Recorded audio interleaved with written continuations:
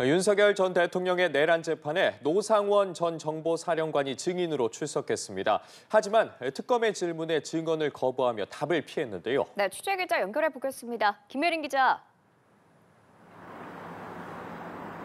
네, 오전부터 진행된 윤 전 대통령의 내란 우두머리 혐의 재판은 잠시 휴정한 뒤 오후 2시 10분부터 다시 시작됩니다. 12.3 비상계엄 사태의 핵심 인물인 노상원 전 정보사령관의 증인 신문이 이어집니다. 노 전 사령관은 민간인 신분으로 이른바 햄버거 회동에 참석하는 등 비상계엄을 사전 모의하고 제2수사단을 조직해 부정선거 의혹 수사를 시도했다는 의혹을 받습니다. 특검 측은 법정에서 노 전 사령관과 지인의 통화를 제시했는데요. 노 전 사령관이 나라가 복잡한 게 많다. 저 같은 경우 V를 비선으로 도와드리고 있다고 말한 내용이 확인된다고 밝혔습니다. 그러면서 며칠 지나면 아실 것이라고 말한 부분을 지적하며 계엄 선포를 의미하는 것이냐고 물었는데요. 노 전 사령관은 증언 거부로 일관했습니다. 지난주 윤 전 대통령 재판에선 계엄 당시 노 전 사령관으로부터 실탄 10발씩을 준비하라는 지시를 받았다는 문상호 전 정보사령관의 증언이 나왔는데요. 문 전 사령관에게 내린 지시에 대한 질의도 이어졌지만 역시 답하지 않았습니다. 오늘 재판에는 계엄 당시 계엄 사령관을 맡은 박안주 전 육구 참모총장도 증인으로 출석할 예정입니다.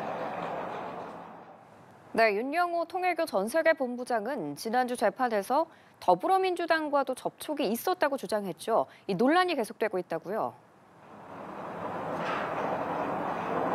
네, 윤영호 전 통일교 세계 본부장은 지난 5일 자신의 재판에서 2022년 대선을 앞두고 국민의힘뿐 아니라 민주당 인사와도 여러 차례 접촉했다고 증언했습니다. 또 문재인 정부 시기인 2017년부터 2021년까지는 민주당과 더 가까웠다고 말했는데요. 지난 2022년 교단 행사 전 현 정부 장관급 인사 4명과 접촉했고 이 중 2명은 한학자 총재와도 만났다고 발언했습니다. 또 통일교 간부가 정진상 전 민주당 당대표 정무조정실장 측에 접근하려 했다는 녹취록이 있다고도 주장했는데요. 특검 수사 당시에도 진술한 내용이라고 했습니다. 윤 전 본부장은 앞서 특검과의 면담에서 민주당 의원 2명에게도 수천만 원의 금품을 건넸다고 진술한 것으로 알려졌는데요. 특검은 구체적인 입장을 밝히지 않고 있지만 범죄 정황으로 단정하기는 어렵다고 판단한 것으로 전해집니다. 이들의 대화 내용을 토대로 오히려 통일교가 보다 적극적으로 제안에 응했던 윤석열 후보 측과 유착했다고 본 건데요. 특검 수사 기간도 약 20일밖에 남지 않아 통일교의 민주당 지원 의혹이 수사로 이어지기는 어려울 거란 전망이 나옵니다. 지금까지 서울고검에서 전해드렸습니다.